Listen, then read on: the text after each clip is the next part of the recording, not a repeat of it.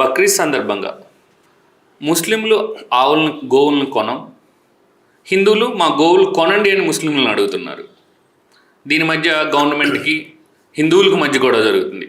గోవులు కొనాలి ముస్లిం అనే విషయంపై ఇదేం అంటే విభిన్నమైన పరిస్థితి. ఇది విచిత్రమైన పరిస్థితి. అసలు ఇది నిజంగానే విచిత్రము. వీళ్ళు ఏదైతే మత ఆధారిత రాజకీయాలు చేస్తున్నారో దానికి ఇది చెంపపెట్టు. నిజం చెప్పాలంటే ఏదైతే ముఖ్యంగా గోవుకు సంబంధించి గోవును మాతగా చెప్పి హిందువులకు దేవుడు అని చెప్పి దేవత అని చెప్పి ప్రచారం చేస్తూ ముస్లింలు గోవులు తింటారు కాబట్టి వాళ్ళు శత్రువులు అని చెప్పి ప్రచారం చేస్తున్నారు. ఇది చెంపపెట్టు ఆ ప్రచారానికి. బెంగాల్ కొత్త ప్రభుత్వం బీజేపీ ప్రభుత్వం వచ్చిన తర్వాత చాలా కఠినమైన నిబంధనలు కొన్ని పెట్టింది. కఠినమైన నిబంధనలు కొత్తగా పెట్టడం కాదు, 1950 యాక్ట్ ఒకటి ఉంది, west Bengal animal slaughter control act అని 1950లో ఉంది. దాన్ని చాలా సీరియస్గా పట్టించుకొని ఈసారి బక్రీద్ ఈ నెల 27న బక్రీద్, ఇంకో 3-4 రోజుల్లో 5 రోజుల్లోనే వస్తుంది బక్రీద్.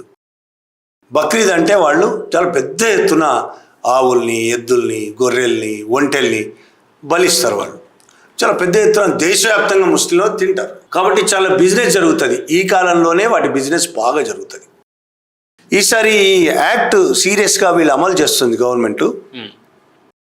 గోరక్షణ సీరియస్గా కఠినంగా అమలు చేస్తున్నది. దాంతో ఏమైందంటే దాంట్లో కొన్ని కఠిన నిబంధనలు ఉన్నాయి. 14 ఏళ్ల లోపు ఉన్న ఆవులను కానీ ఎద్దుల్ని కానీ వధించడానికి వీల్లేదు. 14 ఏళ్ల లోపు ఉన్నది.